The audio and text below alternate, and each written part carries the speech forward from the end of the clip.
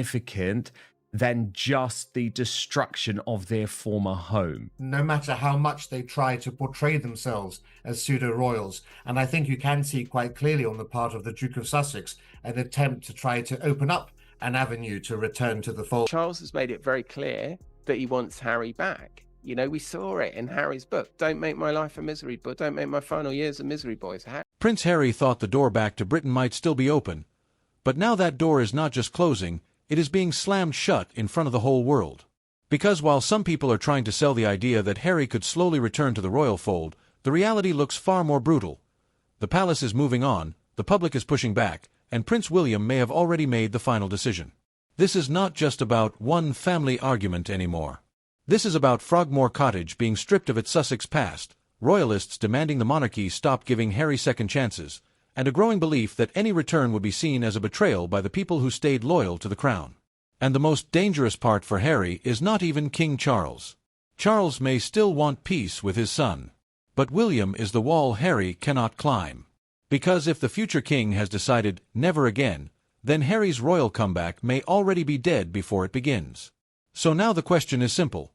Is Harry trying to find a way back home, or has the royal family finally erased the last path he had left? The reason Prince Harry's return is collapsing is not because one palace door closed. It is because every door around him seems to be closing at the same time. For years, the public kept hearing whispers that maybe one day Harry would find a way back, maybe one day King Charles would soften everything, maybe one day the royal family would decide blood is stronger than betrayal. But now the mood around the monarchy feels completely different. This is no longer about a son simply missing home. This is about a prince who walked away, built a new life, burned bridges in public, and now may be discovering that the road back to the palace was never guaranteed. And the clearest symbol of that collapse is Frogmore Cottage. Because Frogmore was never just a house. It was the place tied to Harry and Meghan's royal beginning, the place connected to their wedding chapter, their Windsor dream, and the short period when they were still officially inside the royal world. So when people hear that the property is being changed, stripped, reversed, or prepared for a future that has nothing to do with the Sussexes, the message feels bigger than bricks, walls, and rooms. It feels like the monarchy is quietly saying, that chapter is over. That is what makes this story so brutal for Harry. The palace does not need to release an angry statement. It does not need to hold a dramatic press conference. It does not need to tell the world that Harry's old life is being erased. It can simply move on without him. And sometimes that is more painful than public rejection. Public rejection gives you someone to fight. Quiet erasure gives you nothing to hold on to. You just watch the institution continue without your name attached to the place you once called home. And that is why royalists are reacting so strongly. A lot of them are not looking at Harry as a lost prince anymore. They are looking at him as someone who made a choice, left the working royal system, criticized the institution, accepted global attention from his royal connection, and now still appears to want certain benefits of the same world he walked away from. To them, this is not reconciliation. This is a test of whether the monarchy has learned anything from the last few years. That is the real revolt. It is not only people saying they dislike Harry. It is deeper than that. Royalists are saying they do not want the crown to reward someone who they believe damaged it. They do not want taxpayer-funded protection for someone who is not a working royal. They do not want official roles quietly returned. They do not want a soft comeback wrapped in emotional language. They want consequences. They want a clean line. They want the palace to show that duty still matters more than celebrity. And that is where Prince William becomes the most important figure in the story. Because King Charles may still feel like a father first. Charles may still want peace before his reign ends. Charles may still want to believe that Harry can come back in some limited way without destroying the family again. But William does not appear to be looking at this as an emotional father-son wound. William is looking at the future of the monarchy. And, of course, there was a lot of criticism about what Harry and Meghan, let's say, did. You know, they had to add a yoga room, a 5,000-pound copper tub, and all these sorts of things because Soho House, of course, was involved. I still am absolutely flummoxed by Meghan Markle's obsession with Soho House. I feel like I need to stay there one time and maybe, just maybe, I will understand, but I doubt it. It's just a place to lay your head, I guess, and hang out. And then obviously Harry and Meghan. And from that point of view, Harry is not just a brother who left. Harry is a risk. That is why the words William said never hit so hard. They are not just dramatic. They explain the whole power struggle. Charles may dream of reconciliation, but William represents the monarchy that comes next. Charles can open a door emotionally, but William can shut it strategically. And if William believes Harry cannot be trusted with access, influence, or royal proximity, then Harry's path back becomes almost impossible. Because the future king does not have to scream. He only has to refuse. And that refusal carries more weight now than ever. The monarchy is shifting toward William. People can feel it. Charles is king, but William is the future. Every major decision is already being viewed through the question of what kind of monarchy William will inherit. So if William has decided Harry should remain outside the royal structure, that is not just a personal grudge. It becomes a warning about the future shape of the crown. Harry may want to reconnect with his father, but he cannot rebuild a royal future if the next king has already decided the door is closed. That is the trap Harry is caught in. If he reaches out to Charles, critics say he is using his father's softness. If he asks for security, royalists say he wants benefits without duty. If he visits Britain, people ask whether he is trying to re-enter the royal orbit. If he stays in California, people say his royal relevance is fading. Every move comes with a backlash because the public does not view him through sympathy alone anymore. They view him through memory. And the British public has not forgotten. They have not forgotten the interviews. They have not forgotten the accusations. They have not forgotten the book. They have not forgotten the way private family pain was turned into global content. They have not forgotten the way Harry and Meghan presented themselves as victims of the same institution that gave them status, titles, homes, protection, and global fame. So when the idea of Harry returning starts floating around, many royalists do not hear family healing. They hear rewarding betrayal. That is why the comeback narrative is collapsing before it can even stand up. It is not enough for Harry to want to return. The monarchy has to want it. The public has to accept it. William has to tolerate it. The institution has to survive it. And right now, every one of those points looks difficult.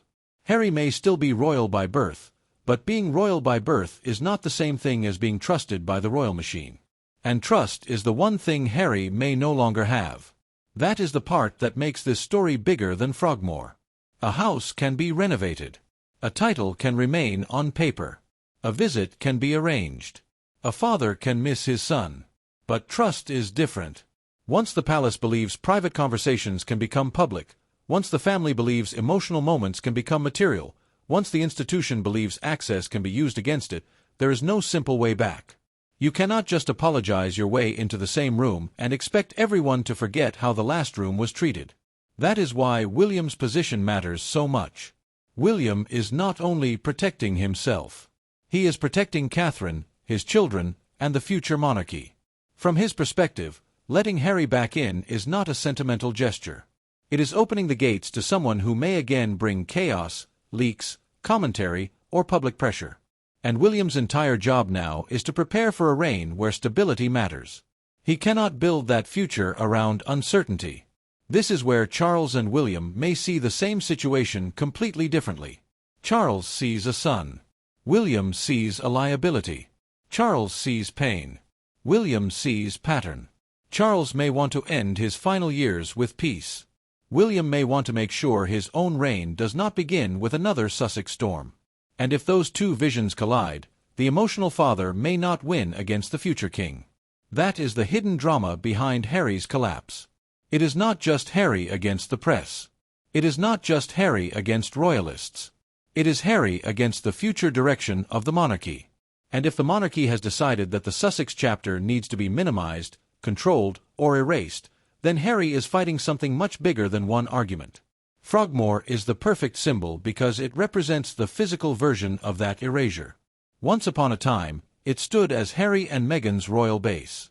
Now, it appears to be moving into a different purpose, a different identity, a different future. That is why people keep focusing on it. They sense that the house is telling a story the palace will not say out loud. A royal home connected to the Sussex dream is being stripped of that meaning. And when the home goes, the fantasy of an easy return goes with it. For Harry, that has to sting. Because Frogmore was not only about where he slept. It was about belonging. It meant there was still a place for him on royal land, still a physical connection to Windsor, still a door that linked his California life to the world he left behind. Losing that symbol means the return becomes less real. It means Britain becomes somewhere he visits, not somewhere he belongs inside the royal system. And royalists want that message to be permanent. They do not want Harry drifting between California celebrity life and royal privilege whenever convenient. They do not want him using royal identity when it helps business and rejecting royal duty when it brings accountability. They want the palace to stop giving him emotional escape routes. In their eyes, Harry made a choice. Now they want the monarchy to make one too. That is where the security battle becomes the master key. Because security is not just security in this story. Security is access. Security is mobility. Security is the ability to come and go with royal-level protection. Security is what makes regular UK visits easier. Security is what makes a partial return feel possible. So when royalists push back against taxpayer-funded protection, they are not only arguing about money. They are arguing about whether Harry should have a practical path back into royal life. Deny the security, and the comeback becomes harder. Deny the house, and the comeback becomes colder. Deny William's blessing, and the comeback becomes almost impossible. That is why this story feels like several walls closing in at once. Harry may be able to fight one obstacle. But can he fight all of them at the same time? And then there is Meghan. Because any conversation about Harry returning to Britain eventually runs into the question of whether Meghan wants that life at all. Harry's emotional pull toward the UK may never fully disappear. Britain is his birthplace. The monarchy shaped his identity. His father is king. His brother is the future king. His mother's memory is tied to that country. No matter how far he goes, a part of his story will always point back to Britain. But Meghan's story points in the opposite direction. Her power, her brand, her comfort, and her public reinvention are all tied to distance from the royal system. She has built her post-royal identity around independence, California, media, business, and personal image. So if Harry wants reconnection and Meghan wants distance, that creates a fault line inside their own future. And that fault line makes the royal return even more complicated. Because Harry cannot return alone without triggering questions. If he goes back without Meghan, people will say the marriage is strained. If he takes Meghan, royalists will revolt even harder. If he brings the children, the public debate becomes emotional and explosive. If he keeps the children away, critics will say he is disconnected from the family he claims to miss. No matter what he does, the reaction is dangerous. That is why the idea of a simple summer return feels almost impossible. A trip to Britain is not just a trip anymore. It becomes a political event, a family test, a media storm, and a public referendum on whether Harry deserves access. Every handshake is analyzed. Every meeting is judged. Every absence becomes a headline. Every security arrangement becomes a scandal. That is not a peaceful family reunion. That is a battlefield. And William knows that. That may be exactly why he is reportedly so firm. He understands that Harry's presence does not stay small. It becomes a circus. It becomes global coverage. It becomes speculation about reconciliation. It becomes pressure on Catherine. It becomes questions about the children. It becomes another round of headlines the monarchy does not need. So from William's perspective, the cleanest solution may be the harshest one. No return to the royal fold, no official role, no open door, no confusion. That is brutal, but it is also strategic. William is trying to protect the future from being dragged back into the past. And Harry is part of that past now. Not because he is irrelevant, but because his royal story belongs to the rupture. He represents the split, the interviews, the accusations, the American chapter, the public family wounds. William cannot build a modern monarchy if that wound keeps reopening every few months. This is why royalists are increasingly aligning with William. They may respect Charles as king, but many of them trust William's harder line more when it comes to Harry. They believe Charles is too emotional. They believe he wants reconciliation because he is a father, not because it is good for the crown. They believe William sees the danger more clearly. And that makes William the symbol of resistance against Harry's comeback. That public alignment matters. Because the monarchy survives on public consent, not just bloodline. If loyal royal watchers begin saying they would turn against the crown if Harry is given an official route back, that is a serious warning. It means the palace cannot quietly restore him without risking the very audience that still supports the institution. And if the choice becomes Harry's comfort or royalist loyalty, William may already know which side the monarchy has to choose. That is the collapse Harry is facing. Not one headline. Not one palace insult. A full collapse of the comeback environment. The house is gone. The public is hostile. William is firm. Security is contested. Meghan may not want the same future. The brand outside the palace is under pressure. And the old royal connection that once made Harry and Meghan valuable is no longer as accessible as it was. That last part is important. Harry and Meghan's entire post-royal power depended on proximity to the monarchy. They could criticize it because they came from it. They could sell stories because people believed they had access. They could brand themselves as modern royals because the royal connection was still fresh. But as time passes, and as the palace removes symbols like Frogmore, that proximity fades. Without proximity, their market value changes. Without access, their commentary loses heat. Without a visible path back, the Sussex brand becomes more distant from the royal world that made it famous. That may be why the return rumors matter so much. A return, even a soft one, would refresh relevance. It would put Harry back near the center. It would make Meghan and the children part of royal conversation again. It would create new images, new speculation, new value. But if William blocks that, if royalists revolt, and if the palace keeps moving on, then the Sussexes remain outside looking in. And that outside position becomes colder every year. This is why the story has such strong emotional pull. It is not just political. It is almost tragic. Harry wanted freedom, but freedom came with distance. He wanted independence, but independence came with bills, brands, and a need to remain relevant. He wanted to escape the royal machine, but the royal machine was also what gave him global importance. Now he may want some version of family, but the family may no longer trust the version of Harry that returns. And the harshest part is that the public is not giving him the emotional soft landing he may have expected. Many people are not saying, "Poor Harry wants his father." They are saying, "Harry chose this." They are not saying, "Let him come home." They are saying, "He left." They are not saying, "Give him protection." They are saying, "He is not a working royal." That tone shift is everything. Once sympathy turns into resistance, the comeback becomes almost impossible. That is why the phrase, "royalists revolt," works so well. It captures the mood. These are not anti-monarchy voices demanding Harry stay out. These are monarchy supporters. These are people who want the crown to survive.